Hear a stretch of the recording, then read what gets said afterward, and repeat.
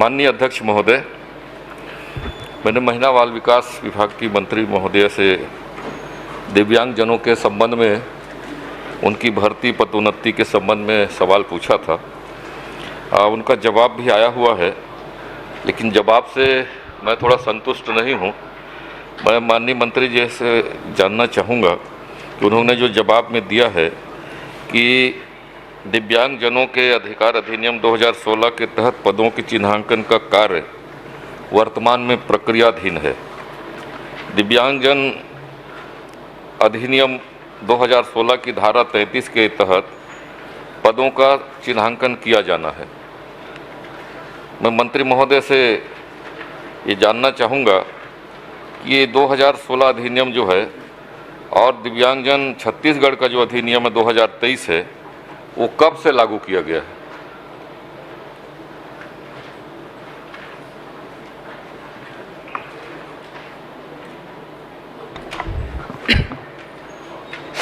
माननीय अध्यक्ष महोदय जी,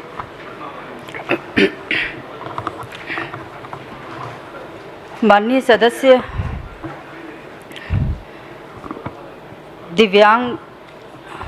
दिव्यांगजन अधिकार अधिनियम 2016 में जब अधिनियम बना माननीय अध्यक्ष महोदय जी, क्योंकि प्रथम बार जब अधिनियम बना था 1995 माननीय अध्यक्ष महोदय जी, उस टाइम बनने के बाद 7 प्रकार के दिव्यांगजनों को चिन्हांकित किया गया था और उसमें प्रक्रिया इतना लंबा चला माननीय अध्यक्ष महोदय जी। वो कंप्लीट होके जब पदों का चिन्हांकन किया गया तो 25/9/2014 को पदों का चिन्हांकन किया गया। अब क्योंकि ये अधिनियम 2016 में फिर से लागू हुआ है माननीय अध्यक्ष महोदय जी, तो इसकी प्रक्रिया अभी प्रक्रियाधीन है, क्योंकि 2016 के बाद इसमें 21 प्रकार के दिव्यांगजन आ रहे हैं माननीय अध्यक्ष महोदय जी। तो सभी विभागों से अभिमत लेना रहता है माननीय अध्यक्ष महोदय जी। तो अभी 24 विभागों से अभिमत आ गया है, 26 विभागों का अभिमत आ जाएगा, तो फिर से पदों का चिन्हांकन होगा माननीय। चलिए प्रभु जी। माननीय सभापति जी, मैं आपके माध्यम से जानना चाहूँगा कि अधिनियम 2016 के बारे में मंत्री जी ने तो बताया, लेकिन ये भी सही है कि दिव्यांगजन अधिनियम 2023 की धारा 26 के तहत दिव्यांगजनों के पदों का चिन्हांकन 1 वर्ष के अंदर किया जाना था क्या?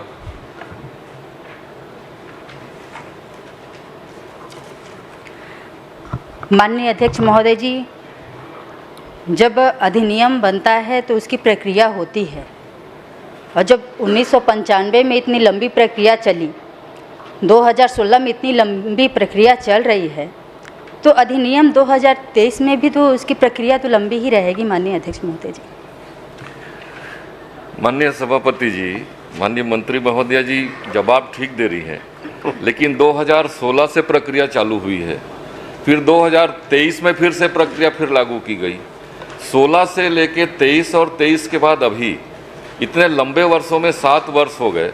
7 वर्षों तक केवल चिन्हांकन का कार्य हो रहा है और दिव्यांगजनों को न उसको पदोन्नति हो पा रही है, न उनकी भर्ती हो पा रही है, और ये बड़ा संवेदनशील विषय है। और इसमें चूँकि टोटल कुल मिलाएंगे हम लोग तो 9 साल करीब निकल गए, 2025 आ गए, और इतने लंबे अंतराल तक केवल प्रक्रियाधीन है, उसकी कार्रवाई चल रही है, तो दिव्यांगजनों के साथ ये तो अन्याय है। तो मैं मंत्री महोदय से चाहूँगा कि यदि इसमें इतने लंबे वर्षों में यदि कोई यदि अधिकारी या उनके द्वारा कोई कार्रवाई नहीं हो रही है, तो क्या आप उनके ऊपर कार्रवाई करेंगे क्या? माननीय अध्यक्ष महोदय जी,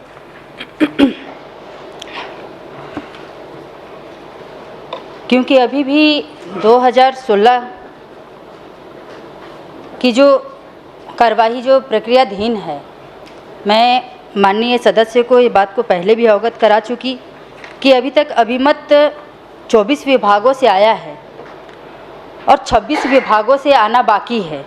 और जिस नियम की बात कर रहे हैं माननीय अध्यक्ष महोदय जी की 2023 अधिनियम, ये 2023 अधिनियम अभी तक लागू नहीं हुआ है माननीय अध्यक्ष महोदय जी, मतलब है ही नहीं।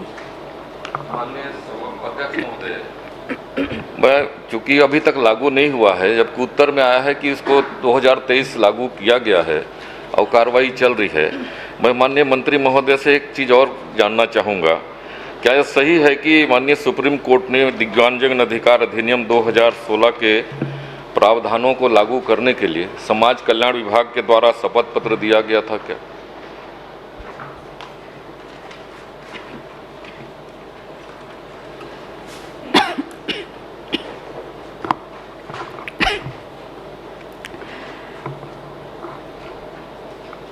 माननीय अध्यक्ष महोदय जी, क्योंकि है ये संवेदनशील, क्योंकि दिव्यांगजन से जुड़ा हुआ चीज़ है माननीय अध्यक्ष महोदय जी, कहीं ना कहीं भर्ती में दिक्कतें हो रही होगी, लेकिन 2016 के एक्ट के अनुसार भर्तियां की जा रही है माननीय अध्यक्ष महोदय जी। रही बात शपथ की, तो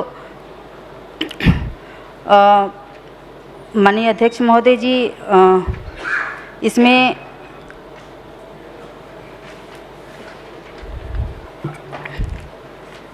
माननीय अध्यक्ष महोदय जी दिव्यांगजन अधिकार अधिनियम 2016 की धारा 34 में सीधी भर्ती के पदों में दिव्यांगता से ग्रस्त व्यक्तियों के लिए 4% से अशून्य का प्रावधान है, जबकि छत्तीसगढ़ राज्य में सामान्य प्रशासन विभाग के परिपत्र दिनांक 29/8/2018 अनुसार सीधी भर्ती के पदों में दिव्यांगता में ग्रस्त व्यक्तियों के लिए 7% आरक्षण का प्रावधान किया जा रहा है माननीय अध्यक्ष महोदय जी। नहीं, माननीय अध्यक्ष महोदय, प्रमोद जी का प्रश्न बहुत छोटा है। 2016 से 2025 आ गए और 9 साल के पूरे कार्य अवधि निकल गया, और पदों का चिन्हांकन जैसे प्रक्रिया में 9 साल लगता है, तो ये दिव्यांगजनों के लिए विभाग को और ज़्यादा संवेदनशील होना चाहिए। और यदि 9 साल तक यदि हम सिर्फ उनके पदों का चिन्हांकन करते रहेंगे तो इतना महत्वपूर्ण विषय में बहुत पीछे हो जाएंगे। इसलिए कृपा करके इसको आप कोई समय सीमा बैठ के, उनके यही विषय है कि समय के अनुसार हो जाए, 6 महीने, 3 महीने, 4 महीने में जब भी आप कर सकते हैं, जल्द से जल्द इसका चिन्हांकन हो जाए। प्रश्न क्रमांक 2 श्री अनिल भेड़िया जी। इसमें मैंने तो कर लिया आपका प्रश्न, आपका ही प्रश्न मैं कर रहा हूँ। हाँ सर, आपसे थोड़ा और आप में जोड़ना है मुझे। चलिए चलिए।